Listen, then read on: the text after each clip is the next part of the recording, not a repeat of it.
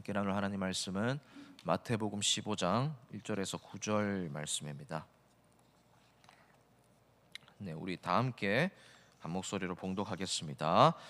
그때에 바리새인과 서기관들이 예루살렘으로부터 예수께 나와 이르되 당신의 제자들이 어찌하여 장로들의 전통을 범하나이까?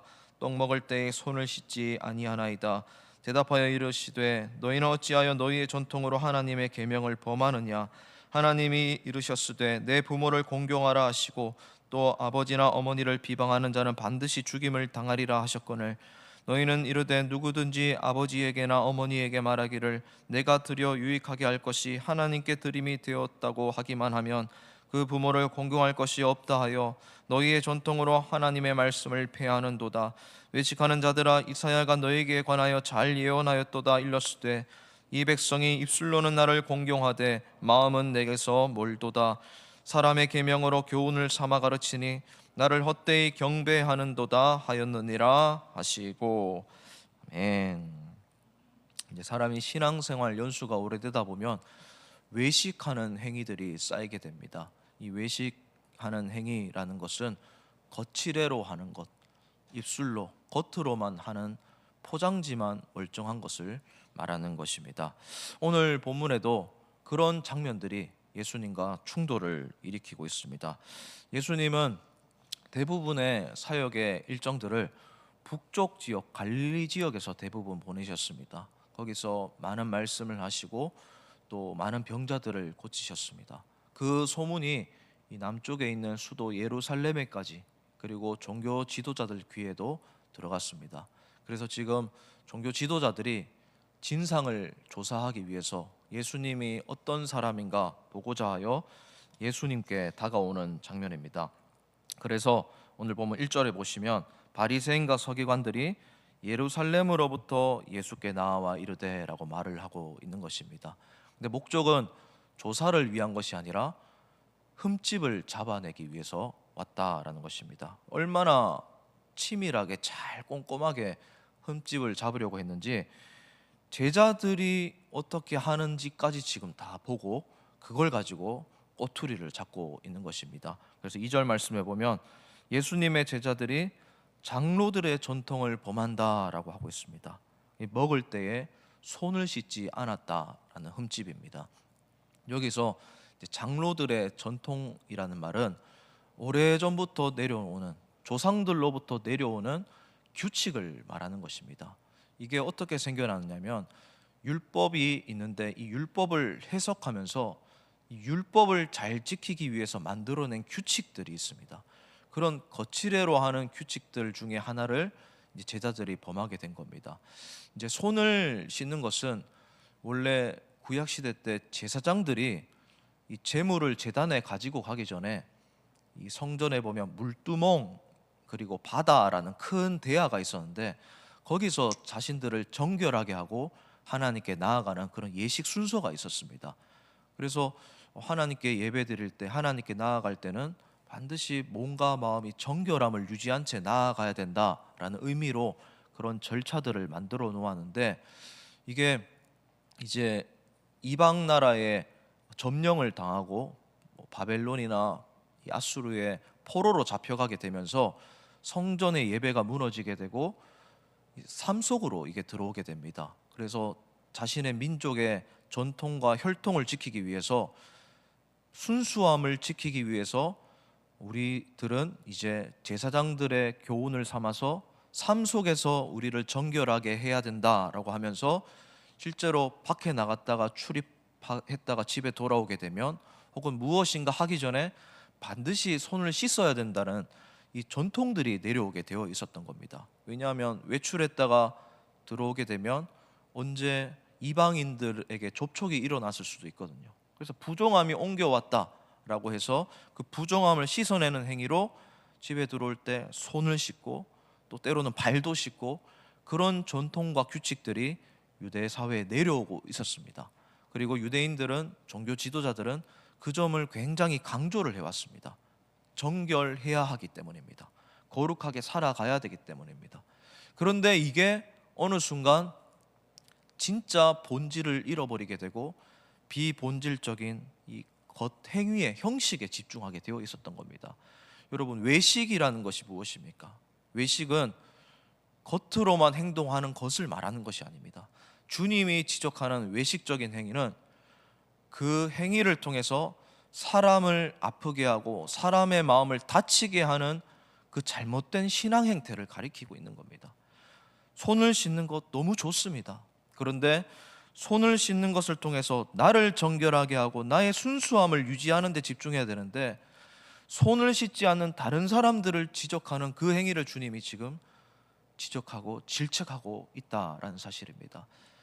사랑하는 성도님 여러분, 우리도 신앙의 연수가 오래될수록 이런 외식적인 행위들이 쌓일 수도 있습니다. 성경 통독하시는 모습 참 너무 좋습니다. 성경 통독하면서 말씀도 알아가게 되고 하나님이 하신 말씀을 직접 보면서 매일매일 말씀을 깨달아가면서 지식도 쌓이게 됩니다.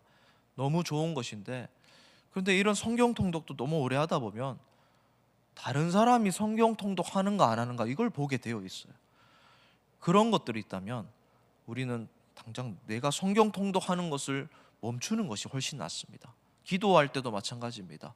이 새벽 기도 강당을 지키시는 분들 참 너무나 귀하십니다.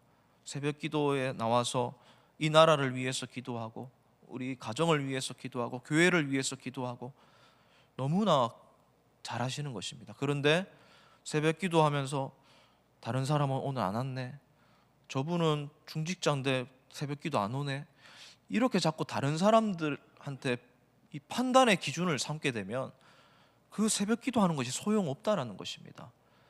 섬기고 봉사하는 것도 마찬가지입니다. 너무나 기뻐서, 교회가 사랑스러워서, 하나님을 위해서 이 은혜 받은 것을 돌려드리기 위해서 내가 섬기고 사역하고 봉사하는 거 참 너무나 귀합니다. 그런데 봉사하다가 섬기다가 다른 사람이 봉사 안 하는 거 보면서 시험에 빠지면 그것만큼 잘못된 것이 없다라는 것입니다. 지금 바리새인과 서기관들의 그런 외식하는 행위, 외식하면서 다른 사람을 아프게 하고 다른 사람을 정죄하는 행위를 지금 예수님이 본질을 꿰뚫어 보시면서 지적하고 있다라는 것입니다. 그러면서 주님이 하시는 예가 뭐냐면 4절, 5절, 6절 말씀에 부모를 공경하라라는 말씀을 장로들의 전통을 이용해서 훼손되게 하는 이 유대인들의 행태를 또 비판하십니다. 이 부모를 공경하라라는 말씀이 십계명에 있지 않습니까? 부모님을 사랑하고 부모님에게 받았던 은혜를 다시 되돌려드리는 것 지극히 당연한 것입니다. 그리고 이것은 진리입니다. 불변하는 진리입니다. 그런데 이때 이 종교 지도자들이 어떤 규칙들을 만들어내느냐면 부모님을 사랑하는 것보다 하나님을 더 사랑해야 된다라고 하면서 부모님에게 들어가는 에너지를 성전에 그리고 회당에 이 하나님을 섬기는 것에 더 집중하도록 만드는 그런 규칙들을 많이 만들어냈습니다. 그 중에서 하나가 헌물이었습니다. 헌물. 부모님을 섬기는 데 들어갔던 그 헌물과 헌금을 하나님께 드리는 것이 훨씬 귀중한 것이다라는 규칙을 만들어내면서 사람들이 부모님을 섬기는 데 드려야 했던 것들을 이 성전에 가지고 오니까 이 성전에 수입이 많아지거든요. 그러면서 마음은 부모님에게 드렸던 에너지보다 훨씬 적게 드려도 하나님이 기뻐하신다고 안심하게 만들어 버리니까 사람들이 부모님을 섬기는 것에 소홀히 하게 여기게 만들었다는 겁니다. 그런 것을 주님이 지적하시면서 부모님을 공경하라는 하나님의 말씀을 그 율법의 전통으로 훼손시키고 있는 점을 주님이 지금 지적하고 있다는 것입니다. 사랑하는 우리 성도님 여러분, 이렇게 외식하는 행위에 집중하는 이유가 무엇일까요? 왜 자꾸 본질을 잃어버리게 되는 것일까요? 그 이유는 한 가지밖에 없습니다. 비본질적인 것을 자꾸 중요하게 여기기 때문입니다. 본질을 중요하게 생각 안 하게 되면 비본질적인 것을 자꾸 만들어가게 되는 거예요. 겉포장지를 더 화려하게 하고 싶어 하는 거예요. 왜냐하면 내용물이 별로 안 중요하게 생각되거든요. 우리의 신앙생활로 치면 어떤 것입니까? 진짜 예배가 중요한데, 말씀이 중요한데 말씀을 중요하게 여기지 않고 예배를 중요하게 여기지 않고 자꾸 다른 모임들을 만들어내는 겁니다. 사역들을 만들어내는 거예요. 행사를 만드는 거예요. 그 행사, 사역, 모임, 예배를 위해서, 말씀을 위해서 존재해야 합니다. 그런데 어느 순간 본질을 잃어버리게 되고 자꾸 거칠애로 하는 것에 집중하고 더 많은 것들을 만들어내게 되는 겁니다. 여러분, 지금 한국 교회는 대부분 70년 이상이 되었습니다. 그런데 이런 만들어낸 많은 것들이 어느새 본질을 전수하지 못하게 되고 그동안 쌓아왔던 것들, 그런 많은 것들, 거칠애로 했던 것들이 지금 너무 과중하게 많이 쌓여 있습니다. 그런데 지금 젊은 세대는 비본질적인 것이 너무 많다 보니까 본질을 못 바라보는 겁니다. 본질이 전수되지 못하고 비본질적인 것이 너무 과중하다 보니까 다음 세대가 버거워하는 겁니다. 그러면 이 외식하는 신앙 행위를 다시 되찾을 수 있는 비결이 무엇일까요? 오늘 그 부분만 말씀하고 마치려고 합니다. 이 외식하다라는 말은 한문으로는 외식이라고 되어 있지만 헬라어로는 오늘 본문에 외식하는 단어가 휘포크리마이라는 단어가 사용되었습니다. 휘포크리마이라는 단어는 가면을 쓰고 연기하는 사람을 가리키는 단어였습니다. 연기하고 그런 척하는 사람을 가리키는 단어입니다. 속은 진심이 아닌데 겉으로만 하는 것, 사람에게 보이기 위해서 하는 것, 그것을 가리키는 단어가 외식이었다라는 것입니다. 사랑하는 우리 성도님 여러분, 우리는 가면을 이제 벗어버려야 됩니다. 진짜 내 속마음이 하나님께 순수한지 정결한지 한번 점검해 봐야 됩니다. 그 가장 순수하고 고귀한 정결함이 어떻게 나타나게 됩니까? 성경에서 정말 많이 강조하는 것입니다. 바로 사랑입니다. 하나님을 진심으로 사랑하는 것, 이웃을 정말 사랑하는 것, 그걸로 나타나게 되어 있습니다. 그러니까 본질이 사랑이라는 것입니다. 하나님을 사랑하느냐 사랑하지 않느냐, 그게 본질을 중요하게 생각하느냐 비본질적인 것을 강조하느냐 드러나게 되어 있다는 겁니다. 그러면 사랑한다는 것이 무엇일까요? 하나님은 감사하게도 사랑이 어떤 식으로 나타나는지 우리에게 잘 가르쳐 주셨습니다. 바로 고린도전서 13장 말씀인데요, 제가 정말 순수하게 하나님을 사랑하고 이웃을 사랑하는 사람은 어떻게 살아가게 되는지 이 말씀을 한 구절 읽고 마치도록 하겠습니다. 제가 고린도전서 13장 말씀을 어떤 부분만 발췌해서 읽어보겠습니다. 13장 4절 말씀입니다. 제가 읽어드리겠습니다. 사랑은 오래 참고, 사랑은 온유하며 시기하지 아니하며, 사랑은 자랑하지 아니하며 교만하지 아니하며 무례히 행하지 아니하며 자기의 유익을 구하지 아니하며 성내지 아니하며 악한 것을 생각하지 아니하며 불의를 기뻐하지 아니하며 진리와 함께 기뻐하고 모든 것을 참으며 모든 것을 믿으며 모든 것을 바라며 모든 것을 견디느니라. 아멘.